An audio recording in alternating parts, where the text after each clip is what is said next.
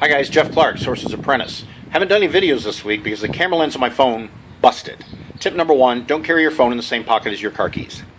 Tip number 2, replacing camera lenses on phones really isn't that difficult. I looked up a YouTube video on it, bought one off eBay for about $5, and it only took me like 5 minutes to replace. Here is the old camera lens, shattered like your childhood dreams of being an astronaut. Anyway, I don't want to talk about camera lenses today. What I want to talk about is vinyl albums. If you guys know me at all, you know that I love vinyl albums, and you know that I sell a lot of them. So I had a potential customer email me this week and ask if I had a 1959 pressing of Dave Brubeck Time Out. First of all, I love this guy because Time Out is one of the best jazz albums ever. But secondly, I looked through my stock and I actually found that I have 3 copies, so I want to show you what I found. And when you're dating vinyl albums, one of the first factors to look for is whether it's stereo or mono. Some will make it real easy on you. This one says stereo right up front.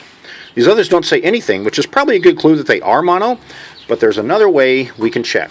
Let's look at the catalog number. Catalog number that has an S in it. S stands for stereo. The L on this one actually stands for long play, but that's because this was before they started making stereo, so this would be an original mono copy. Great. Actually, I have 2 different mono copies, so let's look at another factor here, and that would be the label on the disc itself.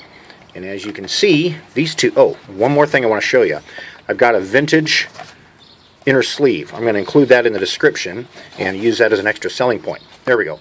Now you can see the 2 labels here are actually different. There are different websites you can go to get some information.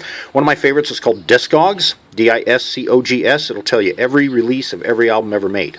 Anyway, doing a little research, I found that this one is actually a later pressing, probably from 62 or 63.